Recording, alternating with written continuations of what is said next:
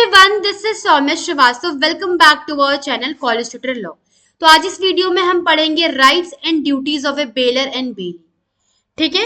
अगर आपने मेरी वीडियो नहीं देखी है, जो पहले वाले जो मैंने बताया कि बेलमेंट क्या होता है, पोजीशंस कैसे क्लासिफाइड होते हैं एक्चुअल और कंस्ट्रक्टिव में, और क्या होता है नॉन ग्रेटिटुअस एंड ग्रेटिटुअस बेलमेंट। अगर आपने मेरी ये वीडियो नहीं देखी तो प्लीज जाके देख के आइए, तो आपको अच्छे से समझ में आएगा कि rights and duties of a baler. ठीक है, कि बेलर के राइट क्या होते हैं, बेली के ड्यूटीज क्या होती है, और बेलमेंट क्या होता है, और बेलर बेली क्या होता है। अगर आपको यही नहीं पता तो आप राइट्स और ड्यूटीज नहीं समझ पाओगे। ठीक है।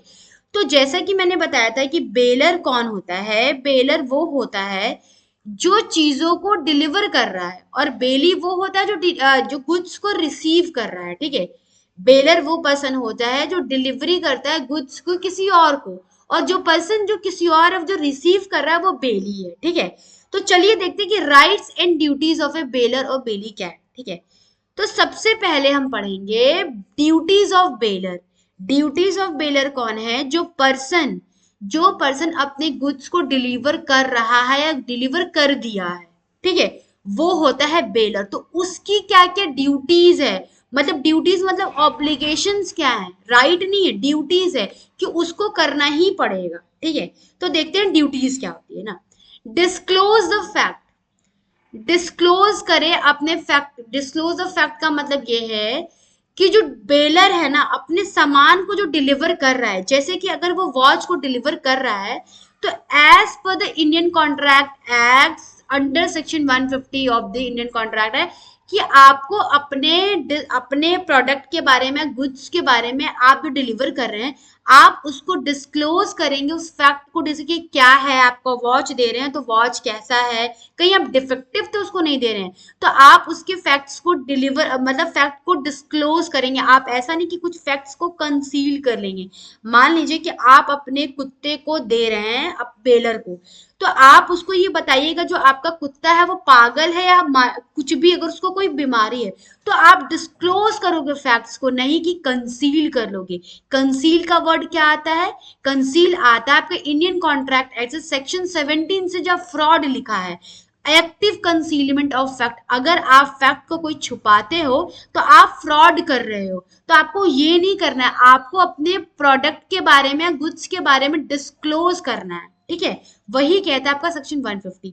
फिर आते हैं to bear the all expense. आपके दिमाग में क्वेश्चन आ रहा होगा, to bear the all the expense why, क्योंकि हम तो अपनी चीजों को डिलीवर कर रहे हैं स्पेसिफिक पर्पस को, बेली को, क्योंकि बेली को काम है। नहीं, to bear all the expense का ये मतलब है यहाँ पे कि मान लीजिए कि आप एक डॉग को डिलीवर कर रहे हो, बी को, स्पेसिफिक पर्पस आपका है कि आप कहीं बाहर जा रहे हो और आप क्या कर रहे हो, आप डिलीवर कर रहे हो बेली को कि ये मेरा कुत्ता है, ये मेरा पेट है, आप इसको कुछ दिन तक रखो। बट आपके पेट जो है, जो आपका डॉग है, वो कुछ फूड खाता होगा, जैसे पिडिग्री होता है, तो आपको बियर करना पड़ेगा एक्सपेंसेस, वो बेली नहीं करेगा। आप एक्स्ट्रा एक्सपेंसेस आप उसको पे करोगे कि आपका डॉग अगर ये खाता है तो it is your duty to you will bear all the expenses. The bailey has not entitled to bear all the expenses, you are only if you are a bailor. ठीक है, तो आप बेलर हो तो आपको सारे एक्सपेंसेस को beer करने पड़ेंगे। ठीक है, यही कह रहा है to bear all the expenses. Bailor आप हो, आप अपने डॉग को वो कर रहे हो, बेली को दे रहे हो कुछ पर्पस के लिए कि मैं आप बाहर जा रहा हूँ, आप कुछ दिन तक रख लो, तो आपको देना पड़ेगा। To indemnify the bailee, the duty of indemnify the bailee refers to the responsibility of a bailor to compensate the bailor. अब यहाँ पे आ रहा है बेली इंडेमनीफाई का मतलब ही होता है कंपनसेशन। मैंने आपको बताया था जब इंडेमनिटी बता रही थी, तो इंडेमनिटी को मैंने डिटेल में बताया है कि इंडेमनिटी क्या होता है, एवरीथिंग मैंने बताया। अगर आप मेरी वो वीडियो नहीं देखे तो प्लीज आप जाके देखिए। तो इंडेमनिटी का मतलब ही होता है टू कंपनसेट। तो ये बताइए बेलर क्यों कंपनसेट कर रहा है बेली को। See what happened if baler has give a defective material. मान लीजिए कि बेलर ने क्या किया है, कार दिया है किसको, बेली को, कि मेरा ये कार है थोड़े दिन रखो, बट वो एक्चुअल में बेलर का कार ही नहीं, वो किसी और का है। ठीक है, तो जिसका कार है उसने क्या किया, जो बेली को कंप्लेन कर दिया बेली के ऊपर कि बेली ने मेरा कार चुराया है, तो उसको भी तो सू करना पड़ेगा, कोर्ट में कहना पड़ेगा कि नहीं मेरा कार मैंने चुराया नहीं, मुझे बेलर ने दिया है, बेलर ने रखने। तो उसका जो भी कॉस्ट लगेगा कंप्लेन करने में, कोर्ट के प्रोसीडिंग्स में, कोर्ट को फी करने में, तो बाद में इंडेमनीफाई करेगा बेलर उसको। बेलर जो है गलत प्रोडक्ट दिया है, गलत गुड्स दिया है, तो बेलर का यहाँ पे ड्यूटी है कि आप उसको कंपनसेट करोगे।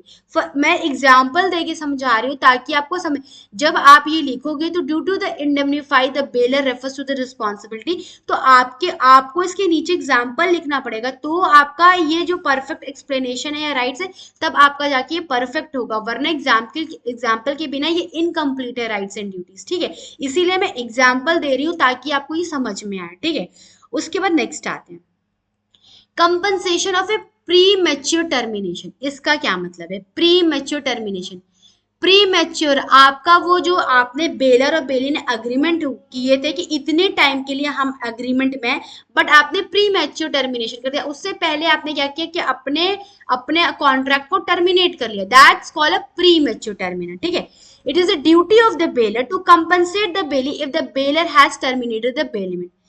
अगर आपने पहले ही टर्मिनेट कर दिया अपने कॉन्ट्रैक्ट को, तो बेलर का रिस्पॉन्सिबिलिटी है कि आप उसको कंपनसेट करो। बट ये कंपनसेट क्यों आता है? कंपनसेट कुछ किया हो, कुछ करना होगा तभी कंपनसेट, कुछ लॉस हुआ होगा। तो इसीलिए मैं बोल रही हूँ कि जब भी आप एक्सप्लेनेशन लिखोगे तो आप उसके नीचे एग्जाम्पल आपको लिखना बहुत जरूरी है। अब इसको समझते हैं एग्जाम्पल के, तब आपको ये समझ में आएगा कि कैसे कंपनसेट करेगा। मान लीजिए कि ए जो है वो बेलर है और वो बी को अपना गुड्स डिलीवर कर रहा है। ठीक है, तो मान लीजिए फॉर एग्जाम्पल वो हॉर्स दे रहा है, ठीक है, अपना घोड़ा उसको दे रहा है। तो उसने क्या किया फॉर स्पेसिफिक पर्पस, ठीक है, उसको क्योंकि बी को जरूरत है उस घोड़े की, मान लीजिए वो हॉर्स राइडिंग कर रहा है चाहे कुछ भी कर रहा है, तो मान लीजिए वो 100 डेज के लिए दिया है। ठीक है, तो क्या हुआ कि बेली ने उसका रखने के लिए क्या किया, उसके लिए घर बनवाया, उसके लिए बहुत अच्छा रूम बनवाया, उसके फूड का व्यवस्था किया। तो आप उससे पहले क्या किए कि आप अपने घोड़े को ले लिए क्योंकि मुझे अर्जेंट पर्पज है, दे दो। तो आपने जो उसको उसका खर्चा हुआ है आपको उसको कंपनसेट करना पड़ेगा, क्योंकि आपने प्री मेच्योर टर्मिनेशन किया, क्योंकि उससे पहले बेली जो है उस प्री प्रिपेयर्ड था कि हमें ये चीज करना, उसने अपना पैसा लगाया। बट आपने क्या किया, उस टर्म्स ऑफ कॉन्ट्रैक्ट को तोड़ दिया, प्री मेच्योर टर्मिनेशन कर दिया। तो you have duties to compensate the bailee. समझ में आया? ये है। फिर उसके बाद क्या है, टू बैग द गुड्स। आपको ये वाला समझ में है ना, compensation for a pre mature termination, आप अपने मैच्योर होने से कॉन्ट्रैक्ट को पहले आपने टर्मिनेट करा दी, इसीलिए उसका प्री मैच्योर नाम है। ठीक है, उसके बाद आता है last, to bag the goods, to take the bag the goods. इसका क्या मतलब है?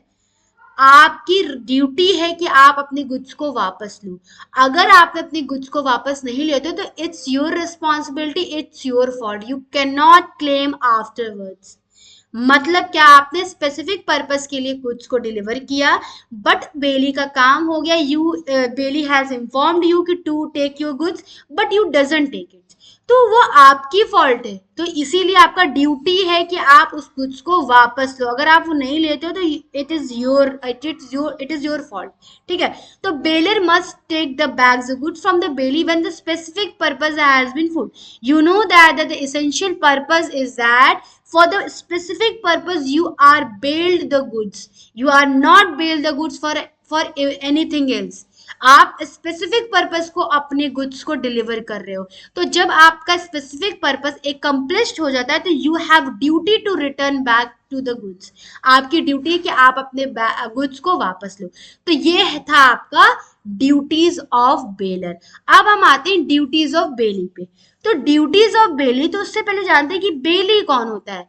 जैसे कि मैंने इस अभी बताया था कि बेलर पर्सन है जो बेल गुड्स कर रहा है, तो वो बेलर हुआ। बट यहाँ पे बेली आ गया। बेली कौन है? जो गुड्स को रिसीव कर रहा है, तो वो जो रिसीव कर रहा है इट्स कॉल्ड अ बेली। ठीक है, the person who receiving the goods are called bailee, the person who are giving the goods to the bailee it's called a bailor. Understood? अब हम आते हैं कि क्या क्या ड्यूटीज हैं। Duty to care of goods, सबसे पहला जो आपका ड्यूटीज है, duty to care a goods, the bailee must take care of the goods until he returns the goods to the bailor. आपको जो गुड्स दिया गया है, बेलर जो है आपको गुड्स दिया है, तो आपकी वो रिस्पॉन्सिबिलिटी है कि आप अपने उस गुड्स को, ड्यूटी है कि आप उस गुड्स को केयर करो। ऐसा नहीं कि आप उसको फेंक रहे हो, आपको उसने वॉच दिया, यू आर नॉट केयरिंग, आप उसको केयर नहीं कर रहे हो, आप उसको कहीं भी रखे हो, ऐसा नहीं होता। आपको उसको केयर करना पड़ेगा। अगर आप केयर नहीं करोगे तो यू आर लाइबल टू पे कंपनसेशन। ठीक है, आपको कंपनसेशन देना पड़ेगा अगर आप केयर नहीं करोगे, वो टूट जाती है तो बेलर की, बेली की सबसे पहले ड्यूटीज क्या है कि duty to care of a goods, you have a right, you have duty to care of a goods, आपको गुड्स को केयर करना पड़ेगा। Take a reasonable care of a bailed property, reasonable manner में आपको उस प्रॉपर्टी को, sorry property नहीं, goods को आपको जो है वो करना पड़ेगा, क्या कहते हैं, केयर करना पड़ेगा। यहाँ पे बेल्ड प्रॉपर्टी है, बेल्ड प्रॉपर्टी का आप प्लीज मतलब ये ना समझिएगा कि ये कोई प्रॉपर्टी है, नहीं, ये मूवेबल प्रॉपर्टी है। There are two types of property, one is a movable and one is a immovable property. The property who are movable from one place to another, it's called a movable property, and the property which are not movable from one place to another, that's called immovable property. अगर आप पढ़ोगे जब TPA, ठीक है, transfer of property act, तो आपको बहुत अच्छे से समझ में आएगा कि मूवेबल और इमूवेबल क्या है। तो मूवेबल क्या होता है, जो एक प्लेस से दूसरे प्लेस, तो यहाँ पे प्रॉपर्टी उस प्रॉपर्टी की बात कर रही है, आप इसका ये मतलब मत समझिएगा कि ये वो वाली प्रॉपर्टी, नहीं, ये मूवेबल प्रॉपर्टी है जो एक जगह से दूसरी जगह ट्रांसफर हो सकती है।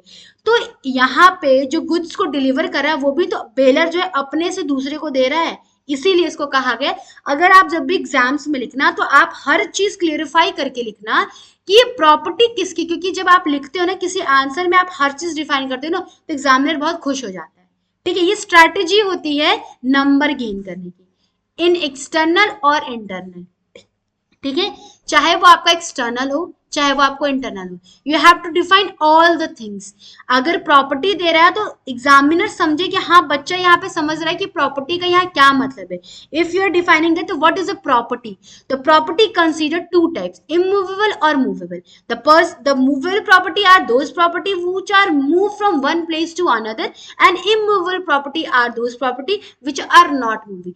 इमूवेबल का मूवेबल का एक एक्सेप्शन है क्या, जैसे कि आप जो है इसमें भी हो सकता है कि आप अपनी प्रॉपर्टी की डीड्स या आप उसके डॉक्यूमेंट को अगर बेली को दे रहे हो तो भी वो क्या है, मूवेबल प्रॉपर्टी है, क्योंकि आप इमूवेबल प्रॉपर्टी के आप डॉक्यूमेंट्स डीड दे रहे हो, तो वो भी बेली की ड्यूटीज है कि आप उसको केयर करो।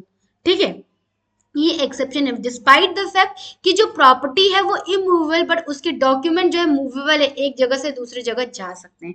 तो अगर आप भी वो बेलर जो है बेलर के पास प्रॉपर्टी की डीड से अगर वो बेली को देता है कि मैं कहीं बाहर जा रहा हूं, तुम इसको सेफली रखना, ठीक है, सेफली इस चीज को रखना, तो वो बेली की ड्यूटी है कि उसको उस मूवेबल प्रॉपर्टी को अच्छे से केयर करके रखे। ऐसा नहीं कि वो कहीं पे रख दिया और फेंका पड़ा है, नहीं, ऐसा नहीं होता। This means the bailee has protected the bail property, simple mean. ठीक है, उसके from damage, theft, any harm, कुछ भी हो सकता है, डैमेज हो सकता है, उसकी प्रॉपर्टी की डीड चोरी हो जाए, कुछ भी हो सकता है, तो आपको उसको केयर करना पड़ेगा।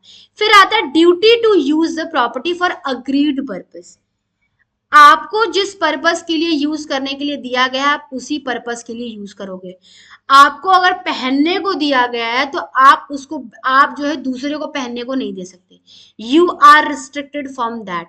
अगर जो है मान लीजिए कि आपको बेलर ने डिलीवर किया है गुड्स, क्योंकि वो बाहर जा रहा है, तो आपको क्या है कि आपको रूम की मान लीजिए रूम की चाबी दिया है कि तुम जो है वहां, अगेन ये कॉन्स्ट्रक्टिव पोजीशन है, कंस्ट्रक्टिव पोजीशन का ये मतलब है कि आप उसको यूज नहीं कर सकते। कंस्ट्रक्टिव में क्या है कि there is a no literal physical position over there. मैंने, अगर आप मेरी वीडियो नहीं देखे हो कंस्ट्रक्टिव और एक्चुअल वाली, तो प्लीज जाके आप देख के आओ, क्योंकि एक्चुअल में क्या होता है कि आपके पास फिजिकली पोजीशन होता है, पर कंस्ट्रक्टिव में ऐसा नहीं होता है। फॉर एग्जाम्पल मैंने दिया था कि एक बेकरी वाला है जो आपने ऑर्डर दिया है कि आप मेरा केक बनाओ, तो केक जब बना रहे हो तो उसके पास बेकरी के पास कोई राइट नहीं कि आप उसको खा सको, बेच सको, क्योंकि वहां पे उससे पेमेंट करके आपको दिया, तो उसके पास कंस्ट्रक्टिव पोजीशन है, वो आपसे आके ले सकता है। तो इसी तरह मान लीजिए किसी कोई घर है और आपने क्या किया, आप कुछ दिन के लिए बाहर जा रहे हो, तो आपने क्या किया कि उसको चाबी दे दिया उस पर्सन को कि मेरे घर का देखना, तो आपके पास कोई पोजीशन नहीं है, आप उस प्रॉपर्टी को यूज नहीं कर सकते हो, या आप किसी और को बेच के रखने के लिए रख के आप पैसा नहीं कमा सकते उस घर में, क्योंकि आपके पास जो ये है duty to use the property for agreed terms, आप उसी चीज के लिए यूज करोगे जिस चीज के लिए आपको दिया गया है। अगेन दूसरा एग्जांपल, मान लीजिए कि आपको मैंने बैंगल्स दिया है, कि आपको मैंने, आपने बोला कि मुझे बैंगल्स दे दो अपने, मुझे शादी में पहनना है, तो शादी में आपने पहन लिया, बट आप किसी दूसरे को नहीं दे सकते कि तुम उसको शादी में पहन लेना, ठीक है, क्योंकि आपको, आप बाउंड हो, the bailee must use the bailed property only for the interested purpose, जिसने जो आपने बताया उसको, if he deviates it would be lead the liability of the, आप डेविएट नहीं कर सकते हो without the consent of the bailor, आपने अगर कंसेंट नहीं लिया है तो आप अपने पर्पज से डेविएट नहीं हो सकते हो, ठीक है। उसके बाद नेक्स्ट आता है duty not to mix with the property. इसका क्या मतलब है, the bailee is responsible for not mixing the bailor goods with another goods, ठीक है। मान लीजिए कि आपको दिया गया है कोई सामान, बेलर जो है बेली को दिया है, ठीक है। मान लीजिए कि उसने दिया है, आपको दिया है सामान रखने के लिए, मान लीजिए 10 kg चावल ही दिया है कि अभी मेरे घर में जगह नहीं है, तुम इसको रख लो, जब मेरा घर बन जाएगा तो मैं तुमसे ये 10 kg चावल ले लूंगा।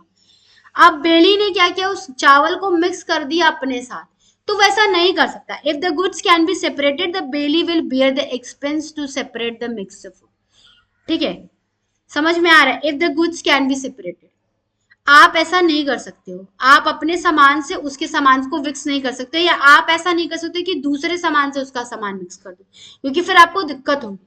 तो you do not mix the goods with the bailor property, ठीक है। उसके बाद आता है duty to return the property. आपका ड्यूटी है कि आपका जब स्पेसिफिक पर्पस एकम्प्लिश्ड हो गया तो you have duty to return the property, you can not retain the property, आप उस प्रॉपर्टी को रिटेन नहीं कर सकते, आपकी ड्यूटी है कि आप उसको वापस करो जब आपका पर्पस एकम्प्लिश हो गया तो, ठीक है। इट इज योर ड्यूटी, किसकी, बेली की। फिर आता है वही ड्यूटी टू रेंडर अकाउंट्स, ठीक है। When the bailiff approaches the bailiff information regarding the status of a property, bail condition of the bailiff must provide the accurate reports of all the transaction connected to the bailiff. अगर आपके पास accounts है तो आप उसको proper बताओगे, proper disclose करोगे, accurate reports दोगे all जो ट्रांजेक्शन की, ठीक है। Duty to render account, bailor approaches a bailee for information. इसका क्या मतलब है कि जब आप अपनी प्रॉपर्टी को डिलीवर कर रहे हो बेली को, तो बेली की जो वो है ना, बेली का जो राइट है, बेली की जो ड्यूटी है, आपको वो करेक्ट इंफॉर्मेशन देगी कि आपकी प्रॉपर्टी की इस टाइम, आपकी जो गुड्स आपने डिलीवर किया है प्रॉपर्टी, उसकी क्या कंडीशन है, उसका क्या रिपोर्ट्स है, एक्यूरेट उसको देगी। मान लीजिए कि आपने कार दिया है, फॉर एग्जांपल आपने ज्वेलरी दिया है उसको पॉलिशिंग करने के लिए सोनार की दुकान पे, तो ज्वेलर जो है ना उसको करेक्ट इंफॉर्मेशन देगा कि क्या उसकी वैल्यू क्या है, उसकी पॉलिशिंग करने में कितना पैसा लगा, और करेक्ट इंफॉर्मेशन, उसको कुछ डिविएट नहीं करेगा, उसको गलत इंफॉर्मेशन नहीं देगा, ठीक है। यही होता है duty to render account. The bailee must provide accurate reports for all the transaction connected with the bailment to the bailee, ठीक है।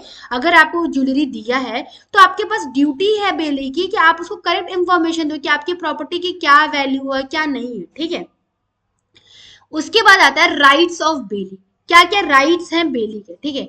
तो बेली के सबसे पहले जो राइट है, राइट टू पोजीशन। राइट क्या है कि जब बेलर को सामान मिला तो आपको पोजीशन मिलेगा, आप उस सामान को यूज कर सकते हो। मान लीजिए कि मैं आपने क्या किया, बेलर से बोला कि मुझे ये सामान दे दो, मुझे ये यहाँ जाना है, तो वो क्या किया कि अपनी बैंगल्स दिया, तो बैंगल्स जो दिया वो उसको पहन सकता है। तो राइट टू पोजीशन का मतलब once the bailee right to have a possession but not ownership. ठीक है, ओनरशिप नहीं है उसको, वो हमेशा नहीं रख सकता, उसके पास सिर्फ पोजीशन है। Of the good subject to the matter of the element, ये क्या है ना, एक थोड़ा इंटरप्रिटेशन है। मान लीजिए कि उसने बोला कि मुझे ये पहनना है, तो इसको आपने क्या मान सकते हो कि उसको कहीं भी पहन सकती है, शादी में पहन सकती है, बर्थडे में पहन सकती है, किसी पार्टी में पहन सकती है। तो ये एक क्या है, subject matter of the element. जैसे कि हम किसी डॉक्टर के पास जाते हैं फॉर स्टमक एलिमेंट, तो हो सकता है कि इंडाइजेशन की वजह से भी हो सकता है कुछ प्रॉब्लम, मतलब इंटरप्रिटेशन है कि उस चीज से रिलेटेड क्या क्या हो सकता है। स्टमक से प्रॉब्लम है तो हो सकता है कि क्या कहते हैं, हो सकता है ओबिसिटी हो सकता है, या हो सकता है उसके पास इंडाइजेशन हुआ हो। तो ये डॉक्टर के पास स्टमक एलिमेंट के लिए जाते हैं, तो मतलब इससे क्या क्या रिलेटेड हो सकता है। तो इस सब्जेक्ट मैटर से अगर मैंने उसको उसको वो अपना बैंगल्स दिया, तो क्या क्या हो सकता है, वो पार्टी में भी पहन के जा सकती है, वो अपना कहीं भी जा सकती है पहन के, बट वो पहन सकती है। कहीं का ये मतलब नहीं है कि अब वो किसी और को दे दे कहीं के लिए पहने। Subject matter to the element and bailee has a use the goods only for specific और नॉट एनी अदर पर्पस, किसी अदर पर्पस के लिए नहीं। With the consent, without the consent of bailor, bailor का कंसेंट होना चाहिए इसमें। ठीक है, अब आता है right to lien. The bailee has a right to lien which means the bailee can take back the possession of a goods bailed by the bailor until the charges are paid respect to the good. The right would be applicable where there is a legal contract between the parties. Right to lien का मतलब होता है right to retain the property.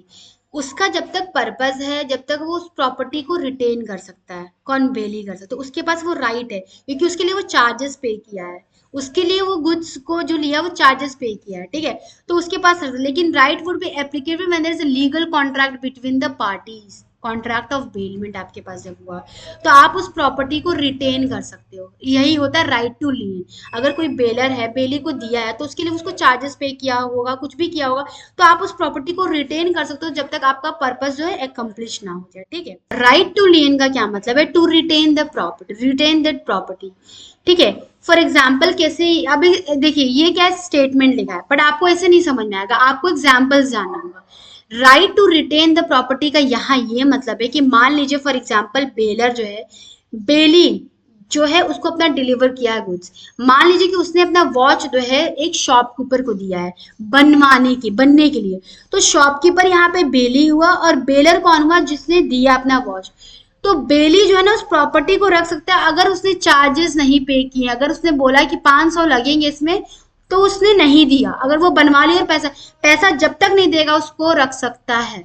ठीक है, बस this right would be applicable when there is a contract between the parties. आपके पास contract होना चाहिए कि मैं इस प्रॉपर्टी को रख सकता हूँ, मैं इस गुड्स को अगर तुमने पैसा नहीं दिया तो, ठीक है, तो वो रख सकता है। ठीक है, और कॉमन सेंस भी बात है कि अगर उसको नहीं देगा, उसका 500 रुपए लगा बनवाने में, तो वो क्यों देगा उस प्रॉपर्टी को, आप पहले पैसा दो।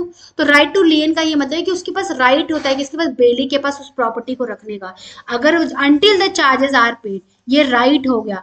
मान लीजिए शॉपकीपर ने बना दिया, उसका 1000 रुपए लगा, 500 लगा और उसने नहीं दिया, तो उस प्रॉपर्टी को रख सकता है, यही होता है राइट टू लियन। ठीक है, उसके बाद right to recover a compensation. The bailor does not disclose any fact then in expense incurred by bailey, the bailey has a right to compensate the damage is incurred. मान लीजिए कि baler जो है एक गाड़ी दिया स्पेसिफिक पर्पज और बोला कि मेरी तुम गाड़ी ले लो। ठीक है, और उसने क्या किया, उससे बेली को दिया कि तुम ये ले लो। ठीक है, वो कार दिया, बट वो डिफेक्टिव मटेरियल है। ठीक है, डिफेक्टिव में उसकी वजह से क्या हुआ, उसको यूज करने से उसका पैसा लग गया। ठीक है, सो कुछ भी हो गया, तो क्यों नहीं किया, उसने नहीं बताया कि ये डिफेक्टिव मटेरियल है। तो जितना भी कंपनसेशन या कुछ भी डैमेज होगा, तो उसके पास किसको, बेलर को वो इनकर्ड करना पड़ेगा, बेलर उसको देगा, ना कि वो बेली। क्योंकि बेलर ने क्या किया, उसको डिफेक्टिव मटेरियल दिया, वो डिस्क्लोज ही नहीं किया फैक्ट, तो वो लेता ही नहीं। फिर जो भी आगे होगा, आप बेली क्यों करे भाई, बेलर करेगा, क्योंकि आपकी गलती ना, बेलर की यहाँ पे गलती कि बेलर ने डिस्क्लोज ही नहीं किया फैक्ट। ठीक है, उसके बाद आते हैं राइट्स ऑफ बेलर। बेलर का क्या क्या राइट है, right to terminate contract. The bailor has a right to terminate the contract before the purpose of the bailment has been completed, but the bailor has to be compensate the bailor for any loss incurred during the termination of a bailment. Baler का जो right है ना, right क्या है कि वो terminate कर सकता है कॉन्ट्रैक्ट, अपने कॉन्ट्रैक्ट को वो टर्मिनेट कर सकता है। कैसे कर सकता है कि मान लीजिए उसको उसने क्या किया कि अब जैसे मैंने एग्जांपल दिया था कि प्री मैच्योर टर्मिनेशन, उसने क्या किया, बेली को एक घोड़ा दिया, स्पेसिफिक वो बेली को नीड था, बेलर ने क्या किया, उसके लिए घर बनवा लिया, सब चीज करा लिया, तो ये क्या हुआ, टर्मिनेट करवा लिया कॉन्ट्रैक्ट, तो उसका बहुत लॉस हो गया। तो बेलर के पास राइट है कि वो टर्मिनेट कर ले before the purpose of bailment has been but the bailor has to compensate the bailee for any loss. अगर लॉस हुआ है बेली को क्योंकि उसने घर बनाया, उसके खाने का व्यवस्था करिया, तो क्या कर सकता है, वो कंपनसेट भी करेगा उसको, ठीक है। तो ये राइट है कि वो टर्मिनेट कर देगा, but subject to limitation, if any loss incurred by a bailee he have to compensate it, ठीक है। उसके बाद यह right to take the goods back. आप बेलर का राइट है कि वो अपने गुड्स को वापस ले ले। Bailor has a right to take the goods for after the purpose of the bailment has been completed for specific time is mention. आप अपने गुड्स को वापस ले सकते हो अगर बेली का एक कंप्लीट हो गया वर्क, चाहे बेलर का हो गया, तो आप अपने गुड्स को वापस लो। फिर आता है right to sue. Right to sue, bailor के पास राइट है कि सू कर दे बेली को for any case of breach. अगर वो ब्रीच करता है तो उसके पास क्या है, उसके पास राइट है कि वो सू कर रहे, क्योंकि उसने क्या किया, अगर मान लीजिए कि दोनों एक टर्म्स एंड कॉन्ट्रैक्ट में आए, बेलर ने दिया उसको गुड्स कार को रिपेयर करने के लिए, उसने क्या किया, बेली ने उसके कार को रिपेयर ही नहीं किया, ठीक है, और उसको 10 दिन तक रखा, तो ये क्या हुआ, ये बेलर उसने ब्रीच ही तो किया कॉन्ट्रैक्ट, क्योंकि तुम दोनों कॉन्ट्रैक्ट में आए थे कि ठीक है मुझे पैसा दे दो, इतना पैसा लगेगा, और बेलर ने क्या किया, बहुत दिन तक अपनी गाड़ी छोड़ा हुआ और उसने बनाया ही नहीं, ठीक है। टर्म्स ऑफ कॉन्ट्रैक्ट भी बहुत इजी है, कारण आप किसी चीज में कि अगर आप टर्म्स ऑफ कॉन्ट्रैक्ट में आ रहे हो, मान लीजिए कि बेलर को, फॉर एग्जाम्पल नहीं, कार वाला नहीं छोड़िए, बेलर को क्या करना है कि डिलीवर करना है गुड्स एक कंपनी को, राइस करना है, और राइस को वो फर्दर क्या करेगा, वो किसी पर्टिकुलर एरिया में भेजना है। अगर वो नहीं भेजता तो बेली का बहुत लॉस हो जाएगा, ठीक है, बट बेलर क्या करता है, अपने टर्म्स एंड कॉन्ट्रैक्ट से ब्रिज कर देता है, माफ। तो राइट टू सू का यही मतलब है कि आप जो है किसी और पर्पस के लिए दे रहे हो, बट वो आप किसी और पर्पस के लिए यूज कर रहे हो। जैसे बेलर ने किसी सामान को दिया आपको यूज करने के लिए, बट आप उस सामान को यूज ना करके आप दूसरी चीजों पे यूज करने लगे, तो क्या होगा, आप ब्रीच किए कॉन्ट्रैक्ट को, ठीक है। इसीलिए क्या उसके पास राइट हो गया कि आपको वो सू कर सकता है, ठीक है, कि कौन, बेलर, क्योंकि आपने किसी और चीज के लिए सामान यूज करने के लिए दिया और आपने कुछ और कर रहे हो, तो आप उसके पास राइट है कि वो सू कर सके, ठीक है। If the bailey is not fulfills the consent, then bailor can sue the breach of contract, ठीक है। तो ये आपका खत्म हुआ, अब हम मिलते हैं नेक्स्ट वीडियो में। Thank you so much.